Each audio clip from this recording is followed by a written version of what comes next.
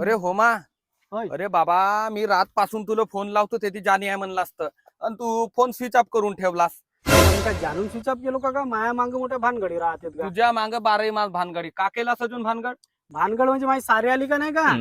म्हणजे 8 दिवस राहीन म्हणलं ती ना. हम्म. आणि घरी आली आली तर आली तिने नाही का आपलं कपडं लत्तन आणलं सांग टाकासाठी. अरे. ते दररोज माझ्या बायकोच्या साड्याच वापर चांगली राहायला नाही पाहिजे का? हो. तर कोटी जाऊन नाही का बसन कोटी लोर का करतेस ते तर त्या पुऱ्या साड्या भरव का नाही तर माझ्या बायकोला नाही का मोठा टेन्शन. हो बाबा, मग? टेन्शन ना, आता का धुवा आलं का कमी निर्माण लागते मग का? आता ते माझ्या मागच तर मोठा टेस्ट मार्ग ते. मग पण तिची सगळी बहीण हो म्हणून हा. नाही का ते शांत होती. हा? एक दिवस राहिली 2 दिवस राहिली 3 दिवस राहिली चौथ्या दिवशी ते गायबच झाली.